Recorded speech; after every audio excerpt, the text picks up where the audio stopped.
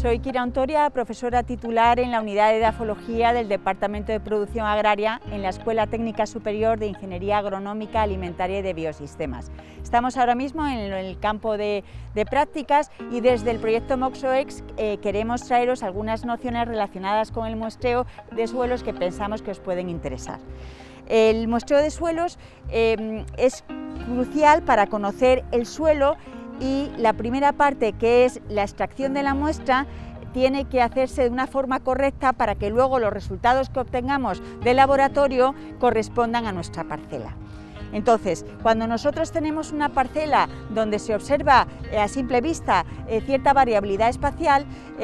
lo que aconsejamos es que se identifiquen esas zonas,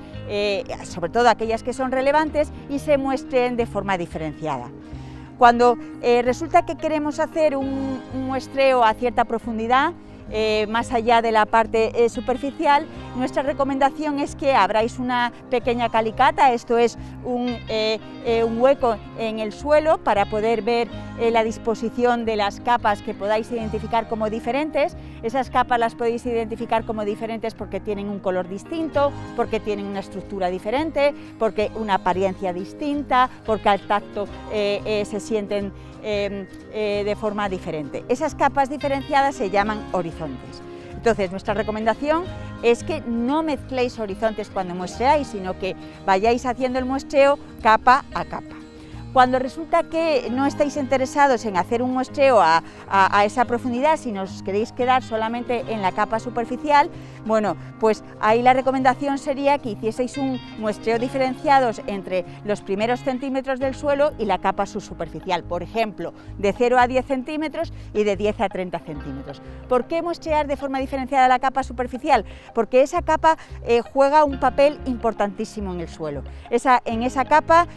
es la zona donde va a penetrar el agua de lluvia, donde va a salir los gases del suelo, donde va a entrar el aire, donde van a salir las plantas, donde van a presentar la resistencia al impacto de la gota de lluvia y por tanto la resistencia a la erosión. Entonces es muy importante conocer las características de esa capa por separado. Si nosotros la juntamos con una capa más superficial, al final hay un efecto de dilución y no nos impide conocer esa capa por separado. Otro aspecto importante cuando tomamos las muestras de suelo es que esa muestra de suelo tiene que ser representativa, y cuando digo además representativa es que tenemos que representar de la misma forma a medida que avanzamos en profundidad, de tal manera que tenemos que evitar muestreos de tipo oblicuo, porque cuando nosotros muestreamos con una pala y introducimos la pala de forma oblicua desde los distintos laterales, ¿qué es lo que ocurre? Que estamos cogiendo un mayor volumen en los primeros centímetros y a medida que vamos profundizando la muestra recogida es más pequeña, con lo cual estamos sobredimensionando la parte de arriba, que normalmente es la que tiene más materia orgánica. Entonces es importante extraer una muestra en forma de cilindro o de cubo, de tal manera que mantenemos el mismo volumen a lo largo de toda la profundidad. Además de muestrear por separado cada una de las zonas diferenciadas de nuestra parcela, debido a la propia variabilidad del suelo, también recomendamos coger muestra de diferentes puntos y después mezclarla por cada profundidad por separado, y esa sería la muestra que llevaríamos al laboratorio. El llevar la muestra al laboratorio nos permite tener una retroalimentación de cuáles son las propiedades del suelo, entre ellas las que son esenciales es la textura, es el pH, es la materia orgánica, sobre todo esta última, porque la materia orgánica, aunque aparece en el suelo en muy pequeñas cantidades, tiene un efecto importantísimo en el funcionamiento general del suelo. Incluso pequeños aumentos que nosotros tengamos como consecuencia de nuestras prácticas de manejo pueden parecer pequeños, pero en realidad pueden mejorar mucho aspectos como la retención de agua, la resistencia a la erosión, el suministro de nutrientes, el tema de la actividad biológica, etc.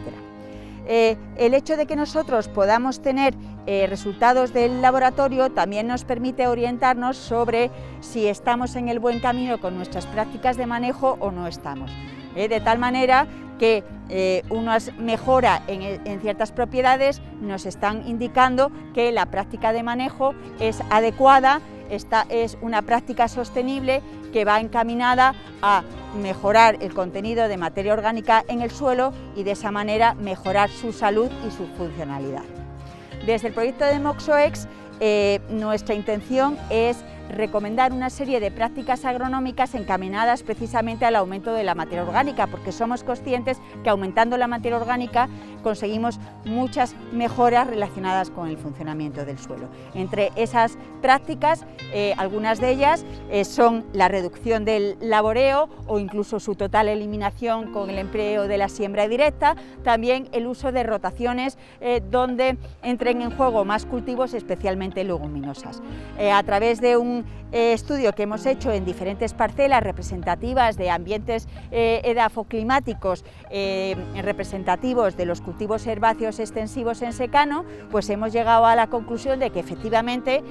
la siembra directa, incluso en mayor medida que el laboreo mínimo, es una práctica efectiva para aumentar la materia orgánica y aumentar la funcionalidad del suelo. También hemos comprobado que las rotaciones, cuando incluimos leguminosas, cuando incluimos incluso varias leguminosas, es una medida eficaz en el mismo sentido. Logramos aumentar la materia orgánica, logramos aumentar la resistencia a la erosión, logramos aumentar el reciclado de nutrientes y otras muchas ventajas. En conclusión, tenemos en nuestras manos instrumentos para recuperar la calidad de nuestros suelos, porque lo que se ha visto es que la calidad de nuestros suelos, al pasar de los años de una agricultura cada vez más intensiva, se ha ido deteriorando. Pero podemos revertir esta situación con estas prácticas de manejo que hemos indicado, como es labrar menos, incorporar materia orgánica, rotaciones más inteligentes, una racionalización del abono mineral, etc. Todas ellas son medidas que son efectivas para nuestra meta de aumentar la materia orgánica de los suelos y con ellos recuperar la salud de los mismos.